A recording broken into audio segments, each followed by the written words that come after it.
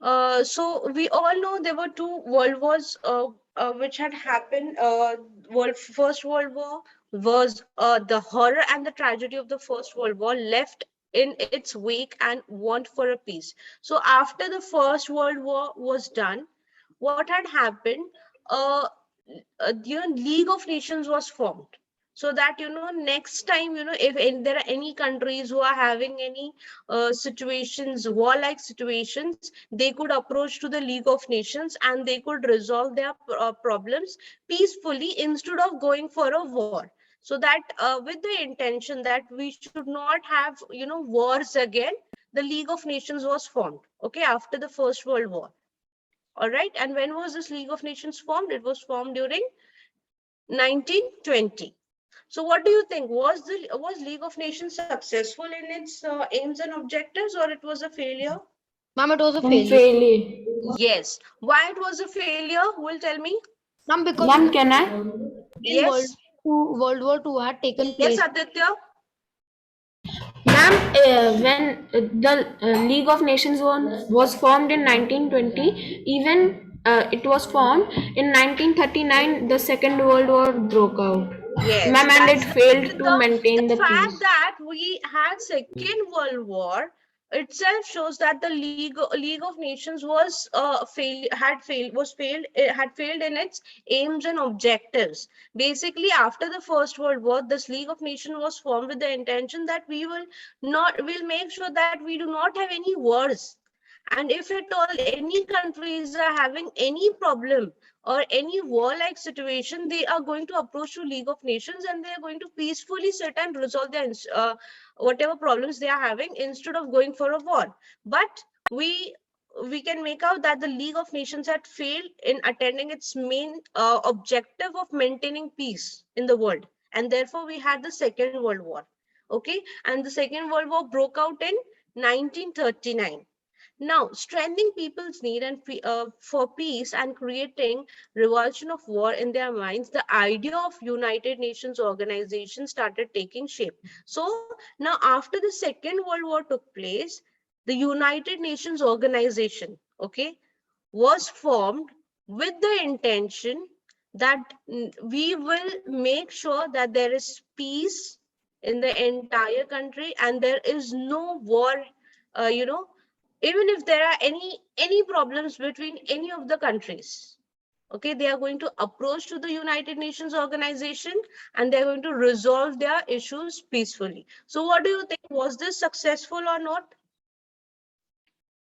United Nations organization, was it successful in its aims and Ma'am, objectives? at first it wasn't, but after the Second World War, we can say it had started to take the shape.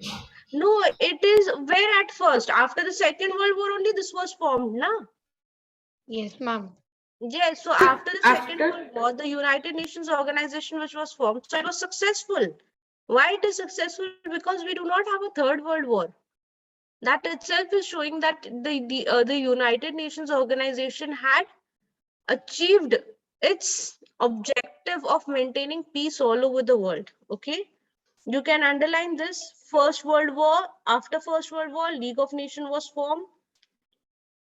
Okay, then you can underline after Second World War, the United Nations organization was formed.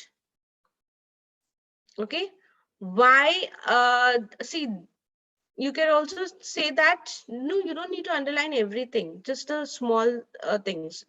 Highlighting doesn't mean you need to underline everything, just the small sentences. Okay, after Second World War, the United Nations organization was formed. That's it.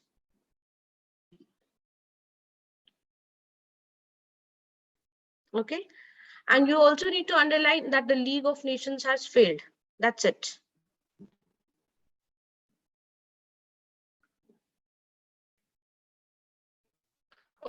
Now, the Atlantic Charter of 1941 and the San Francisco Conference of 1945 laid the foundation stone of the formation of the UN. Okay, now this is how the foundation of the UN was laid down. All right. So, right. Now, basically the Atlantic Charter and the San Francisco Conference. This is there in the table. It's given in the form of a table. Now, the first thing is who signed it? Who signed the Atlantic Charter, children? It was signed by the British Winston Prime Churchill. Minister Winston Churchill and US President. Franklin D. Roosevelt. Very good, Franklin D. Roosevelt. Okay, and over at San Francisco Conference, it was signed between whom? Among And 50 nations. Okay, all 50 nations came together and they had signed this at San Francisco Conference. Okay, and Poland later became 51 first nation. Okay, so there were 50 at that time during the conference, and the 51 was the Poland. Clear? So these were the people who were involved in signing this particular document. Now, when was it signed in at Atlantic Charter? on 14 August 1941.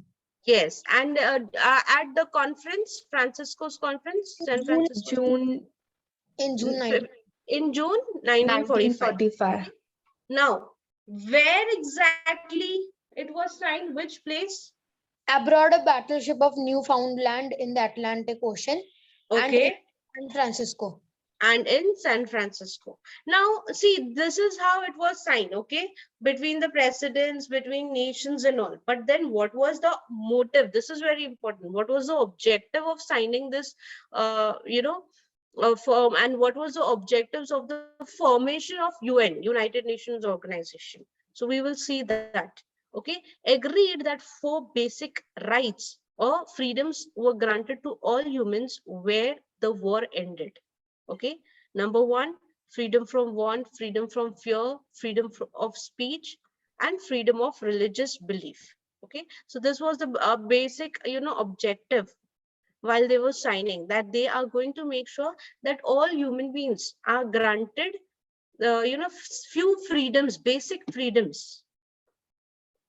What were the 4 basic freedoms which were mentioned over here, children?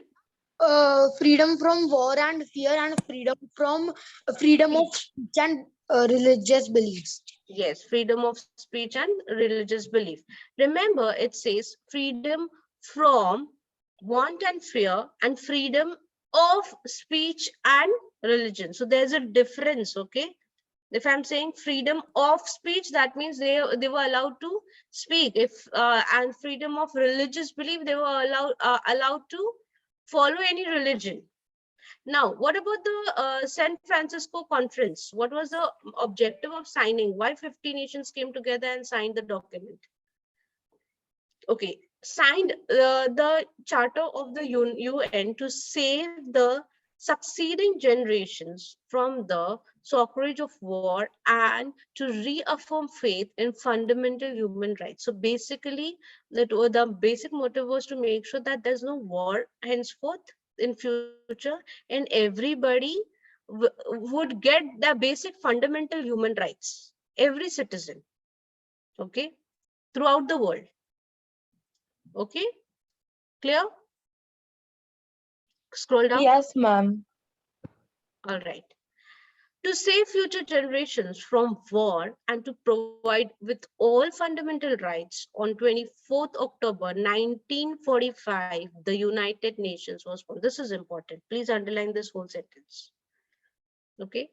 So basically, why was the United Nations organization born, and why did it came to or it became active? It was the basic need was to make sure that the future generation does not face war, and the future generations get at least their fundamental rights. And when did it happen? When did United Nations Day celebrated usually?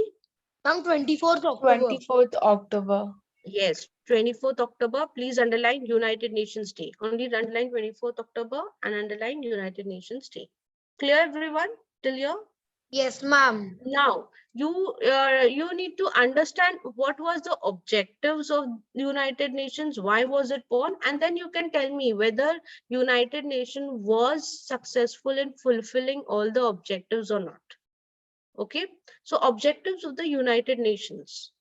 as outlined in the preamble of UN Charter. Okay, first objective was to maintain international peace and security. This is important. You will get a question on this. Okay, what was the objectives of the United Nations organization?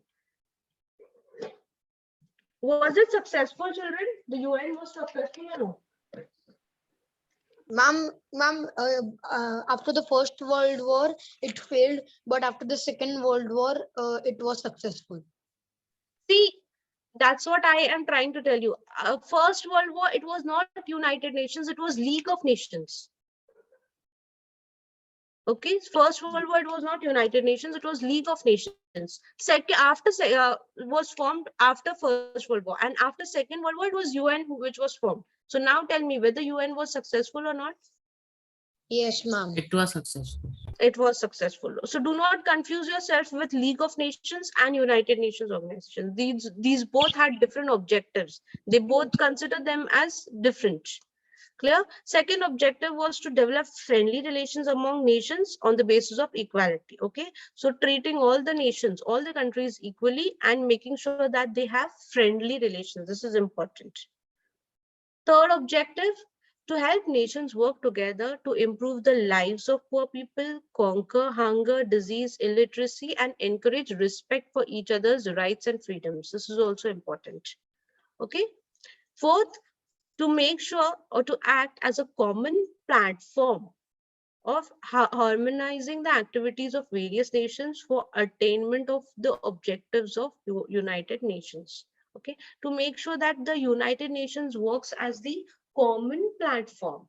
Okay, so that if at all, in case, in future, if there are any countries who are having a rift between them, they can approach to the United Nations and they can resolve their matter peacefully instead of going for a war or instead of keeping the grudges against each other. This is for different countries. Now, this implies that every nation must abide the following principles. So, to make sure that all these objectives are fulfilled, they had come up with some rules and regulations for all the countries to follow. If only the countries will follow those rules and regulations, the UN will be able to achieve its objectives, isn't it? So the first principle was what? All nations, whether they are big or whether they are small, they will be considered equally. Okay, there won't be any discrimination by the United Nations among the nations. Okay, next is they must obey the charter. Okay, all the, and you need to underline this as well because you might get a question. Okay, give us the principles which was laid down by the UN for every nation to abide.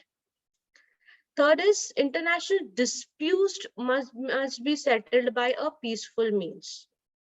Okay, they should not go for a war and they should not keep the grudges against each other. Countries should not keep the grudges against each other and then pile it up, and then all of us, everything would come as an outburst or in the form of a war. That should not happen.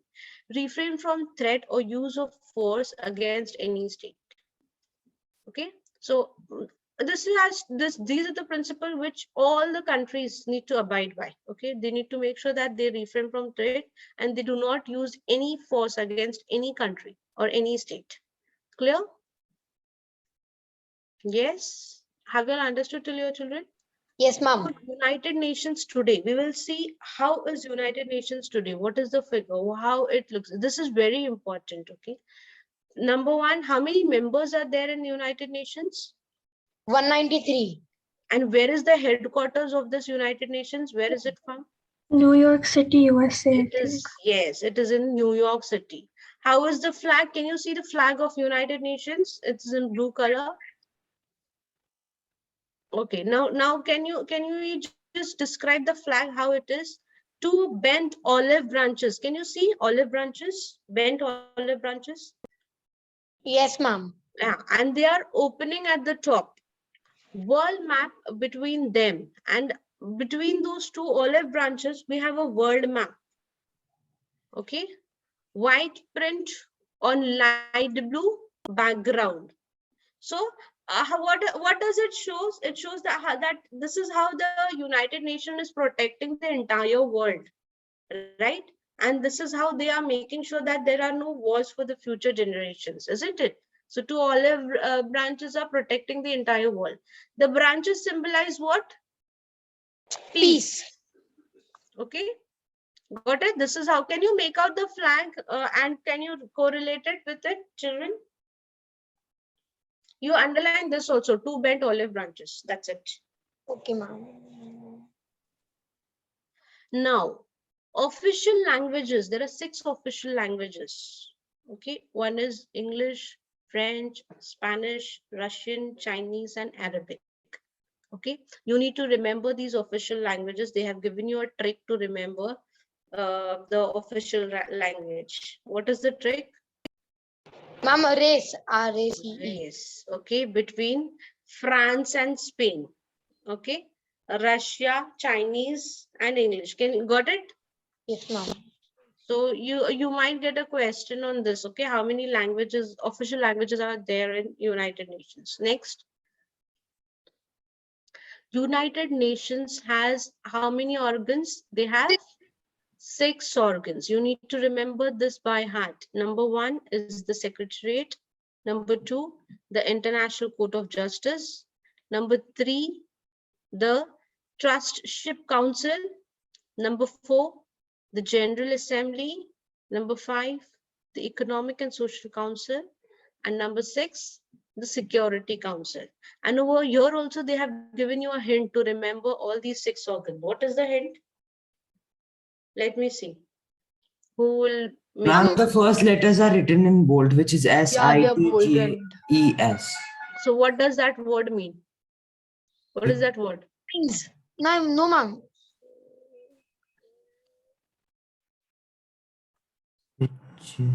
Ma'am, yes.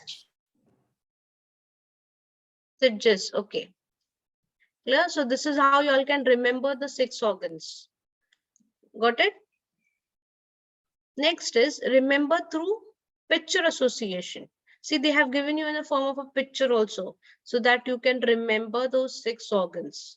And they have, described each of the organ with different roles what they play. First is the head, General Assembly, that is the head of the brain, which involves electing members and approving the budget. Okay. Next is the Trustship Council, that is the helmet, which shows that usually looks after countries under foreign rule and helps them to get self-government. Okay. What is the heart? ECOSOC. Okay, that is the heart. Ma'am, That is so the softer. trusteeship council, it helps those countries under foreign rule to overthrow their government. No. UN is there basically for peace. How a UN encourage overthrowing the government?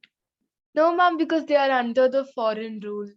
Under the foreign rule. So see, if at all any country is under any foreign rule, it is UN who's going to interfere in that. UN is just there to make sure that there is no dispute turns out into war.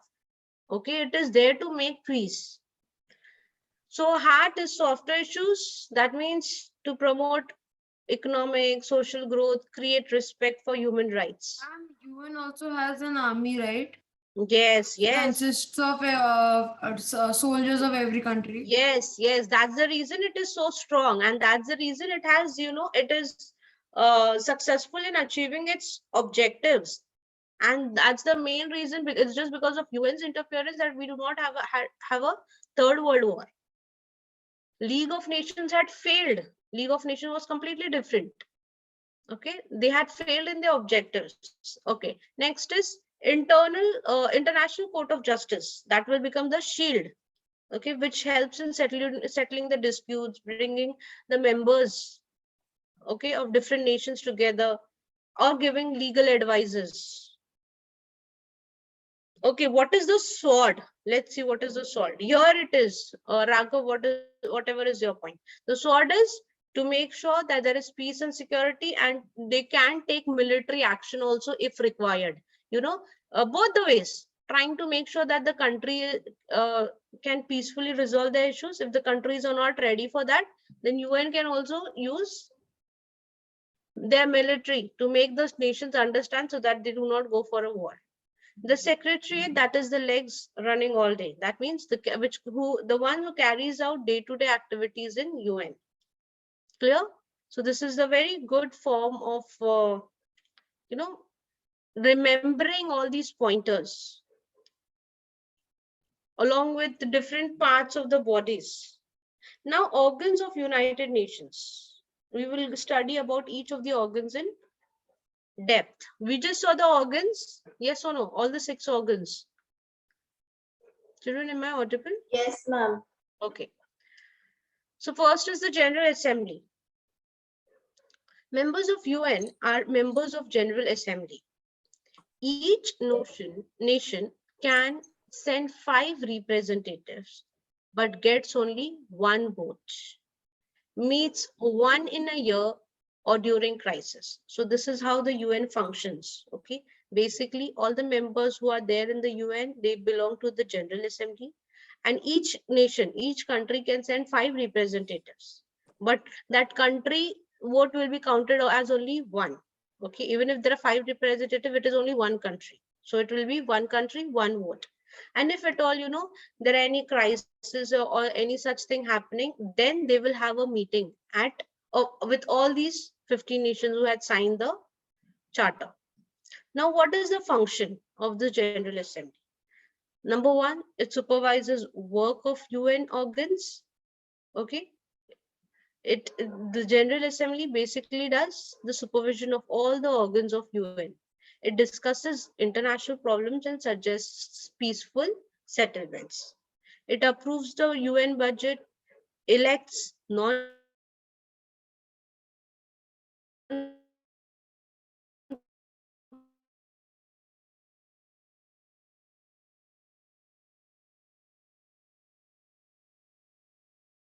all any international problem has a peaceful settlement. They also involve themselves in approving the budget and electing the non-permanent members. Clear? The role of General Assembly.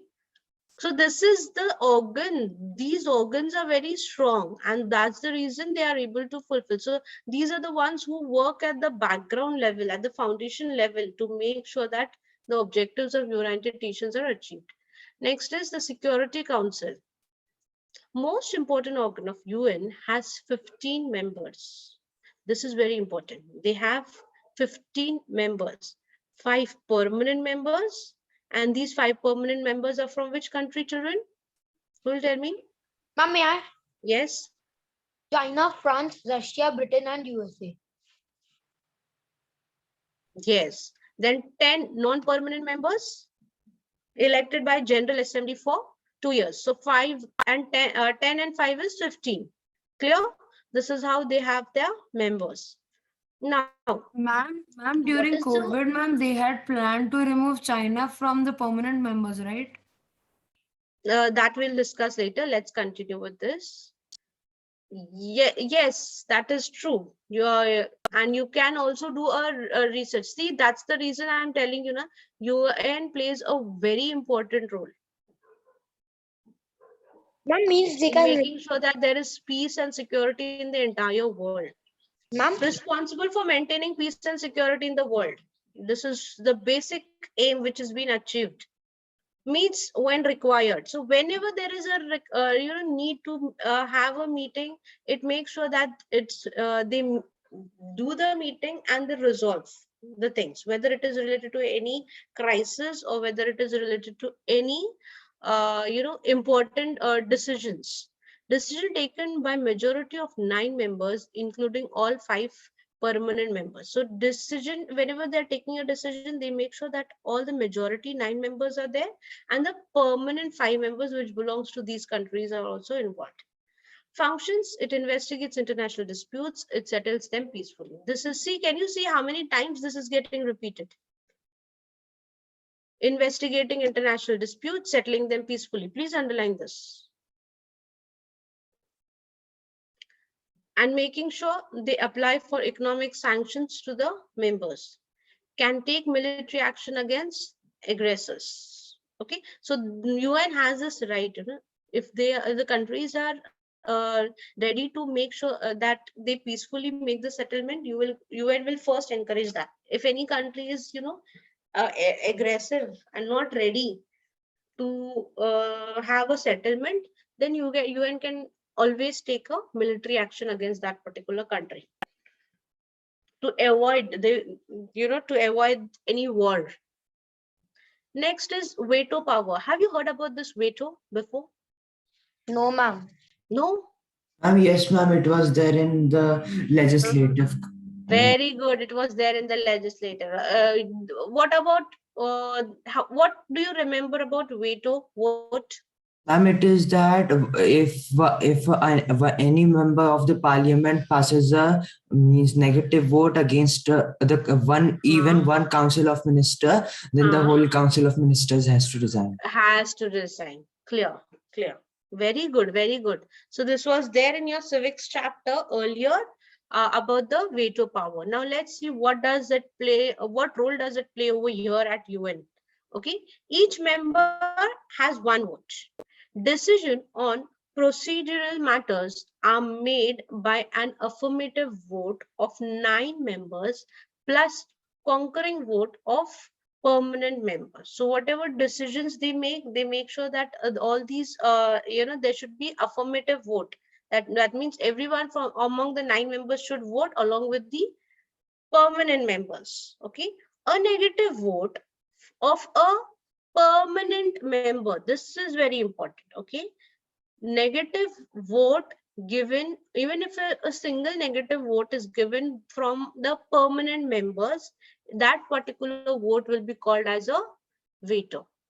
Okay, now let me just revise once again. How many can you name the 5 permanent countries? 5, don't scroll, let them see. Let me see. Yes, yes. Russia, Hmm.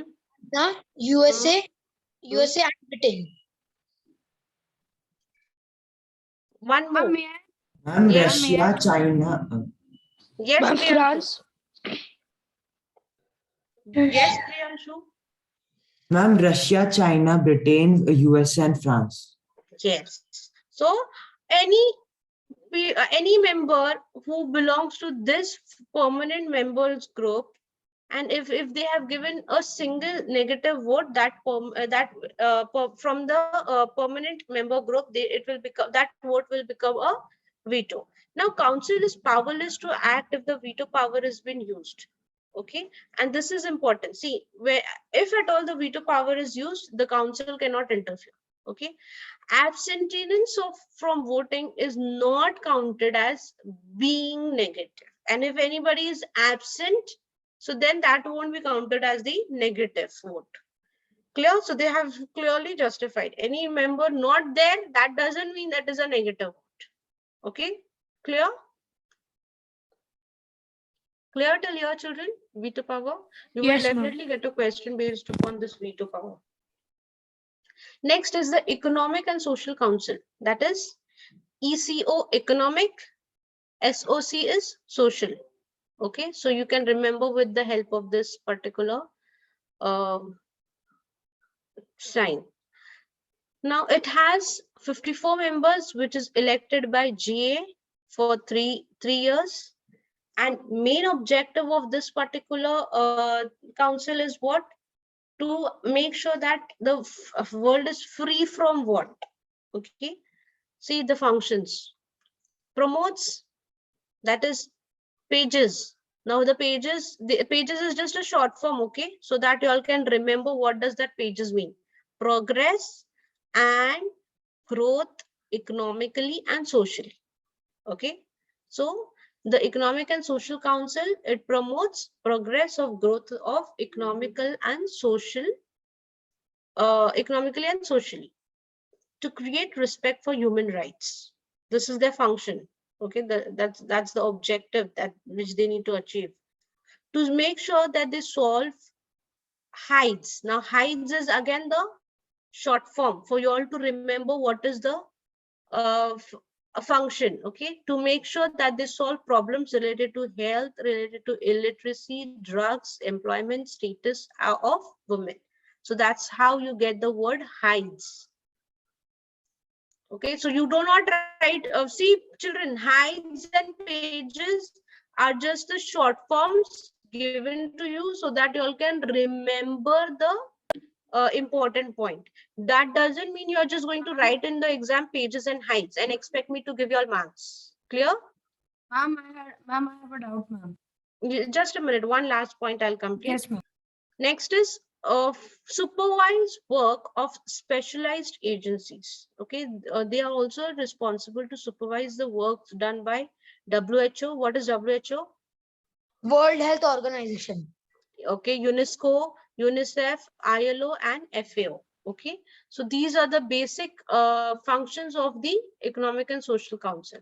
I'll stop here for today. It's almost time up.